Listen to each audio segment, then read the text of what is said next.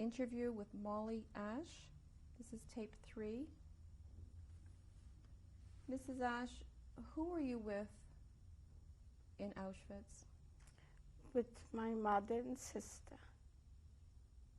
Were you also with Sala, your friend, at this time? Later, not at that particular, later. We went to Bergen-Belsen together, but not in the barrack, no.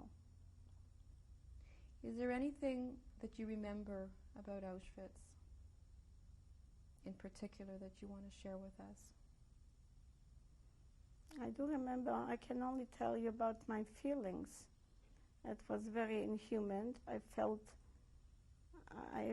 like it's hell, and my mind was not, I could not think of anything else. I just think of the sorrow, how our home was broken up, how I lost my father. I was grieving more. I think I was in a shock, or maybe not altogether there. Did you know that by your father going into the other line that he had died? No, I didn't know. When did you find out about your father? I found out later when I was searching for him that he's not here.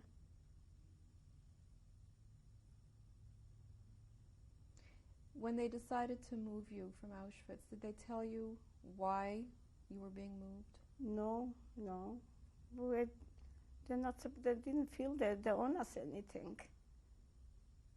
So the day that you were being moved, can you describe I didn't know where we day? were going. I didn't know why we were going. I didn't know nothing. We were just chosen out of when they count us daily, and the daily things we were picked up. And I didn't know what the future will hold and where we're going. But I have nothing that I could change it or say. We were in their hands all the time. So we went, I ended up in Bergen-Belsen with other Jewish children from Auschwitz. Where did your mother and your sister go? It's a matter of fact, when we left, they took off the stripes clothes when we went to Bergen-Belsen. They give us clothes, regular clothes. And when we were on the station and Germans saw, we were at that time with nicer trains. And they were asked, where those people are going? And they asked, are they Jews? No. Then said, no, the Poles. They're going to work. That's how the Germans were answering. They didn't say that we were Jewish. So we went to Bergen-Belsen. Bergen-Belsen was in some way a little bit better. We had more freedom. We could go around the place.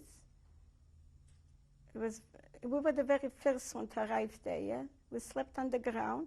It was October, November. It was cold. On the ground, just like sardines.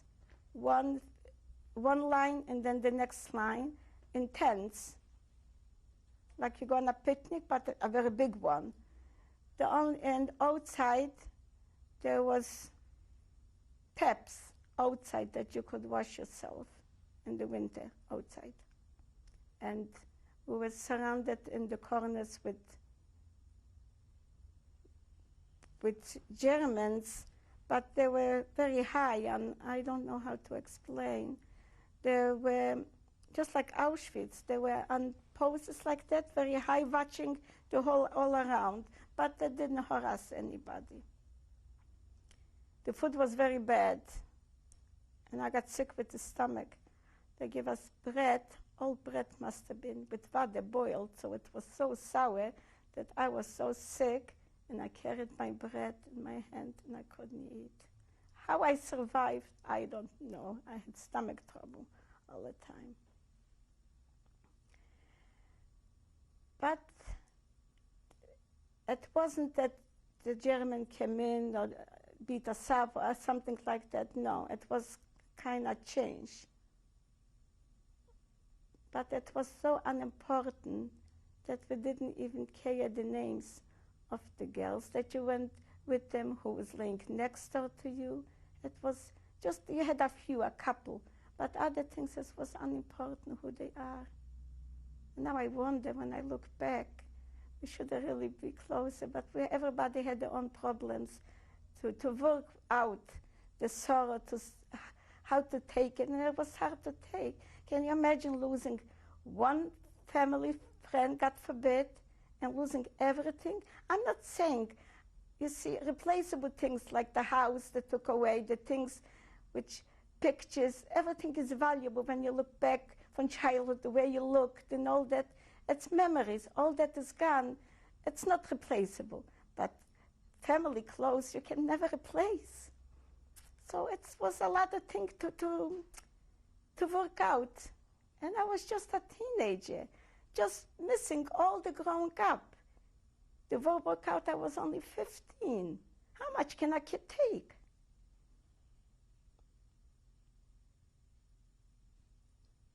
So this was Bergen-Belsen. What did you do on a daily basis in Bergen-Belsen? We were just walking, talking a little bit to each other. I didn't feel well, so I don't know. I had stomach troubles. I was holding my stomach more than anything else. As a matter of fact, the friend that I was mentioned, Sala, she said, "Show me who is carrying bread in a hunger like that. Give me the bread. I'm going to bring you." So she went. There was not a hospital. There was a little who didn't feel well. She went in and she changed the bread for some milk for somebody who was sick. And I started to feel better, believe it or not. So I'm quite thankful. And I do still see her yearly. We get together in Florida, and I'm very much in touch with her. I have a few friends from that I still keep close, and some of them already passed away. They were older, but she's younger than I, so we kind of keep together. And there's no end when we get together to talk about things. What do you remember most about Bergen-Belsen?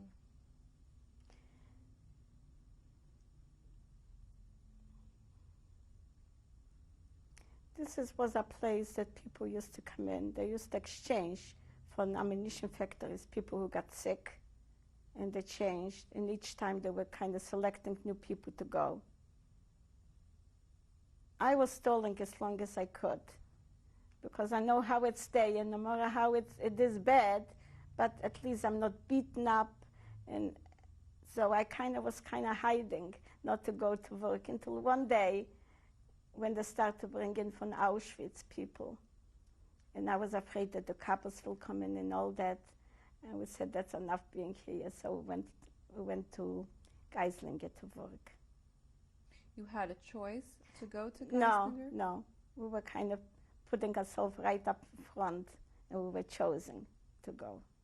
Did you know what this camp was? No, I didn't know. But I felt I want to go out from there, because Auschwitz I just could not take. The same, I was thinking it's going to be the same as Auschwitz, all that, and I just couldn't take it. So I said I'd rather go to work or wherever they're going to send me. I didn't know work, really. I want to go away from here. So we decided, Sala, me, my mother's sister, and we were chosen to go, so we went. How did they take you from Bergen-Belsen to Geislinger? With, just like cattle, with those trains again. Locked up. When they were going down for a walk, they locked us up, and we were there. How long a journey was it? It was a longer journey. I don't remember how many hours, because we stopped, and then Were you allowed to get off the train when No. the train stopped? No.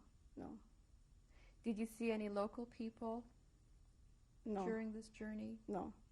I think maybe we were moving at night, maybe, namely. I don't know. This was a different part. We went up in Bayern. It's a different part. It's a different part of... And there we went to work. When you finally arrived at this camp and they opened the doors, what was the first thing you saw? It reminded me of Auschwitz in some way. Couples and Lagerfeuers and Strick and shouting, and very much so. Did you think that perhaps you had made a mistake by wanting to come here? There's no point in looking back. No, I don't know. I didn't think. No, I just didn't think because I knew it's going to be bad there too, no matter where I'm going to be. We were working there. It was a working place. We were working, but Did we they were give you beat up. clothes? We had the clothes that we were wearing. We were beating up there. I was beating up once too. My sister was beaten up, yeah. We were beaten there. There was bad. There was couples, German couples. In Lagerfeld, she was a really cruel person. Why were you beaten? One time I was standing in the line to get my rational soup, and she thought that I am from another place because I was wearing a little hat, and I took the hat off. And she looked at me, she says, "What are you doing here? You came again for another soup?" And I said, "No, I belong here." By the time I said, she already beat me up. Were you beaten badly? She beats namely in the nose. She liked to see running blood.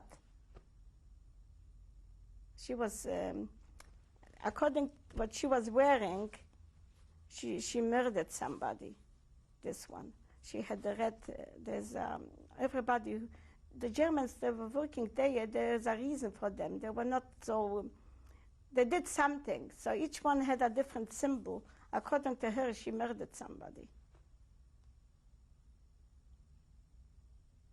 Was that the only time you were beaten? Another time in the kitchen I was beaten. I was trying to take a potato and she beat me up.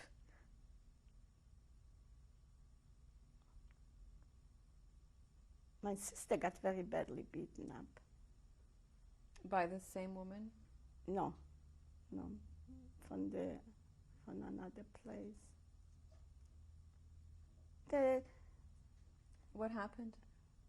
Well, she got very sick after that, and she never cooperated after that. What did she do to get beaten up? There was not always reasons. There wasn't. They shouldn't never. There's nothing to do with reason. It just sometimes they felt. I don't know. They felt just for kicks or something.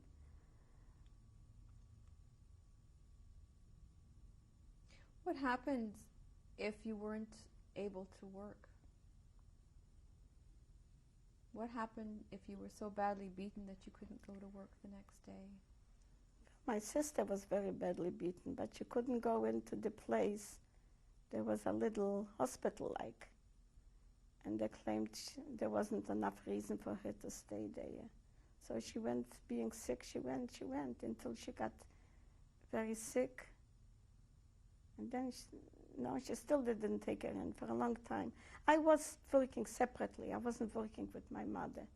I was working nighttime, she was working daytime. So we didn't see each other only on Sundays. As passing, we had to go very far to work, and there was snow with those wooden shoes and not dressed properly. We had to go to work. And as passing by, I could just shake the hand high, and that's it. But on Sunday, we could see each other. What type of work were you doing? I was working in an ammunition factory. What type of task were you assigned to do? There was little things that I have to file. And as we were sitting, there was about 10 of us. A couple was sitting just the way you sit and watched each movement, because we were working, me particular, our group, I don't know about the other ones. There were German people were working there too. So they used to come over and show us, you have to correct this or do this. And she was sitting and watching. And when it was time, you will excuse me to go to the washroom, she's the one who took us down separately, couldn't go on your own. You couldn't go anywhere else. So my hair started growing in. And a German lady gave me a little comb, and I didn't have where to put it, so I put it in my hair. And when I went down to the washroom, she ran after me, and she says, "Where did you get this? Where did you?" I said, "What? I didn't even remember." And she beat me up then, and she took away the comb. She took away the comb. I would give it gladly take it. I don't know, but she beat me up. There were little things. Were none of the German people who were working in this factory sympathetic towards you? Couldn't talk to them, and I don't think so that they knew what goes on. I don't think those. They knew we were working. They could see that we were punished. They could see that the food that we eat and with all that. But I don't think that they were involved. No. How long did you work at the ammunition factory? Until we were sent to. From there we went to Allach.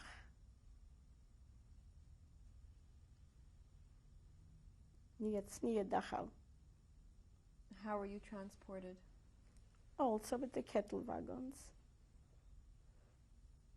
How did you feel, again, when they decided to move you? It was not different. You just, after a while, you kind of give up. You just think, what's the use? We can't find any more. You get weaker. They break us. Slowly they break us. You don't, slowly, and they kind of break you. Doesn't take very long. You fight, eventually they break you down. And you just see, well, what's the difference? So you live a few years longer. Eventually everybody dies and you feel already like that.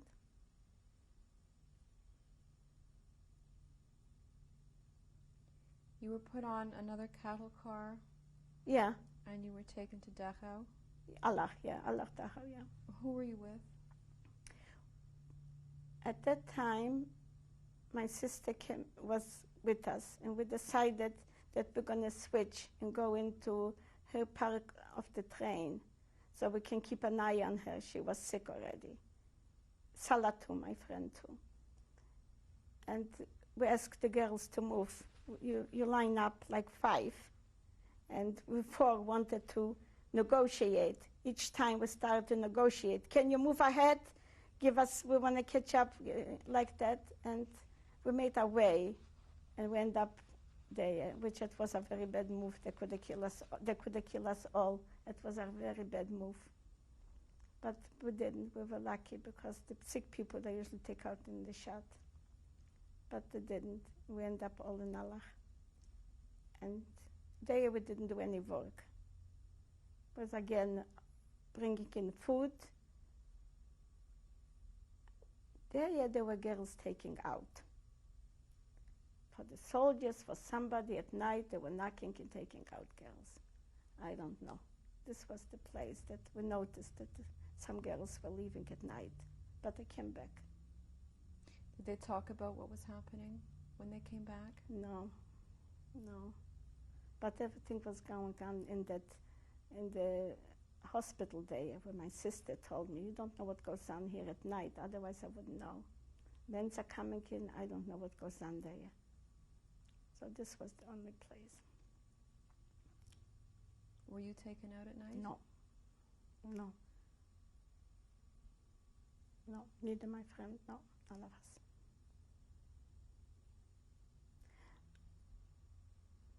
I don't know why, but I don't know. Just a few, it didn't last long, just a few times I heard about it. It wasn't like on daily or something, no, it wasn't. How were you treated by the guards in Allach? How did the guards treat the prisoners there? There were couples. Guards, not particularly, we didn't see any guards, just the couples were mean enough. When you went to get the food, you had to line up, they were beating, there were things, little things like that. How long would you have had to line up for the food? Depends where you stand until they finish. If you came late, so you stand on the end. So would that have been an hour or 2 hours?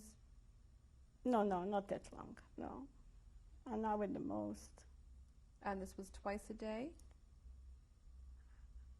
I think just once. We had the soup and the bread, and that was for a whole day. What did you do during the rest of the day? You lay on the bunk. You lay on the bunk. I think you could go out there. I don't remember exactly. but you lay namely on the bunk there, and you were dreaming about the times what was and recalling things like that and thinking already.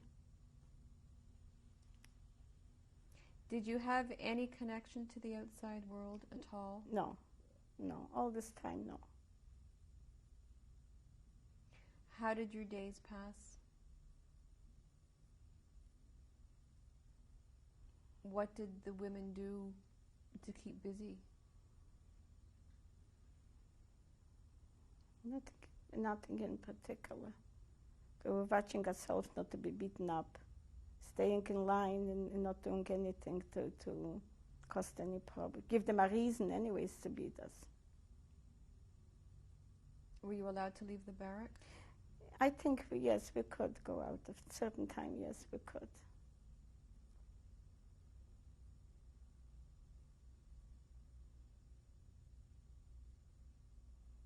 How long did you stay in Alach?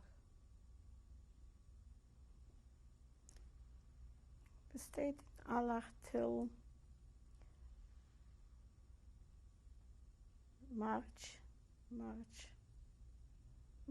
I think. March or beginning April. How did you keep warm? We didn't. We froze. You still had the one dress and the wooden shoes? Yeah. Mm-hmm. Was there anything else that you had to keep warm? No. A blanket when you slept, but you couldn't take it out.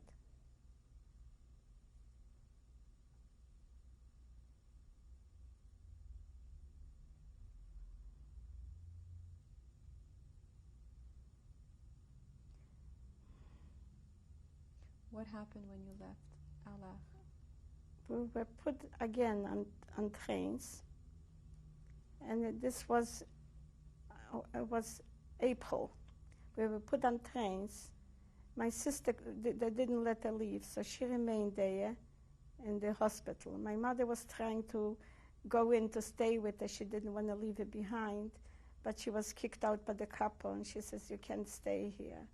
So we were put on the trains, and we stayed there for three nights. We didn't move anywhere. The following day, we moved away, and we were on our way to go to a destiny, which we didn't know where. We were going back and forth. And they left you on the train for 3 days? Yeah. You were not allowed off? No, we were locked up, yeah. Locked up, not off, no, because they didn't have instructions to go. The Americans already was coming in, and they wanted to go to a certain destiny, which they didn't make it. To the very end, they didn't make it. But were you fed these 3 days, or did you have washroom facilities for these 3 days? When it comes to the washroom, they let us out in a field to go. But we were watched, all the time watched.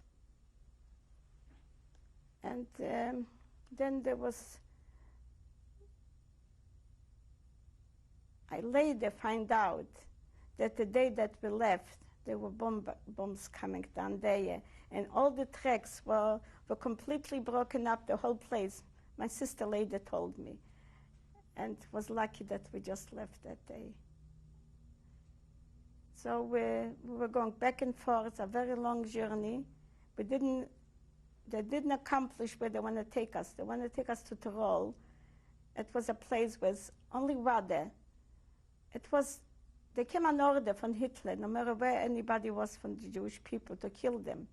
But it was a lot of people, and they didn't know where to put them. They didn't want to leave any sign for the American to see how they slaughtered so many people. They were taking us to Tyrol with water in mountains. So if they shoot us, we can't run away because the mountains, and we can't run away anywhere they shoot. We have to go to the water. But I didn't manage, and the Americans came in and were liberated. And I remember receiving from the Red Cross a parcel, and it was a sign that we survived. And my sister remained there in Alach, yeah. I didn't see her for quite a number of months because it was after the war and there was no transportation, and I couldn't find out. Finally, one day, somebody came back from Munich, and told us that the sister's there in hospital. And we went, there was no transportation, we went overnight on a train, which they were putting calls. So we climbed, me and Salah, I didn't go by myself. We both went, and we were laying there. And at night we arrived in Munich, and we were on the station. There was lots of people there. Sitting on call, can you imagine the way we looked? And during the daytime, we started to make our way to the hospital, but by that time, the sister left the hospital. So we were going from one hospital to another, searching for her. Finally, I did find her in a sanatorium. And the doctor said that... Where was the sanatorium? Behind, there were nuns there, I remember. I was in Munich, away a little bit, in suburbs. I don't remember how it calls. And it took us 3 days. And my mother was so worried that she lost us. She was going around. I lost the 2 girls, mine. They didn't come back after 3 days. But I saw my sister, and I was coming there. And the doctor said he doesn't have medicine to help her. She has tuberculosis by now. So later I got some medicine, but it didn't help her because they didn't even give it to her. So they helped maybe other person. So I'm happy for that too. She died in August the 8th, 1945. Survived the war and died. She was only a young child. And she's in Munich, laying there, and there's nothing I can do. At one point I was thinking maybe to go and take her out. It just came to me, but I don't have strength to do that. I survived with my mother, and my father have never found him, never. My search was for nothing. I searched all my years for him. I couldn't find him. And we all know that who went to Auschwitz at the end. I'd like to talk for a moment about Liberation Day. You were on this train. Yes. Going to Tyrol. Mm-hmm. How did you feel when you knew or saw the Americans? Overjoyed. You can't imagine. The soldiers were still shooting when the Americans came in, and they told us to go into the train, and we want to go out, just like you see when you leave the doors open, how everybody, we were running, for me, we're not going to stay there. But no, he says, you have to stay, and they were still shooting, and then quiet down, so we were left. And they went and they put us, each one, a few people into the houses, to the Germans' houses. So we went up, there was 3 boys, and it was me and my mother, and Sally, and my high school teacher, not high school teacher, my public school teacher, was there too, because I ran into and I kind of helped it. So we were all together. And there was not enough. There were 2 couples, Germans, living there. They gave us just 1 living room. We had to sleep, all of us there. It was a small place, the place where we were liberated, Staltach. It was a very small place. We stayed there for a few months. And then some of them went to Landsberg, we went to Feldafing. It's a bigger camp, that's where I met my husband. We'll go to break now. Yeah, okay. How am I doing?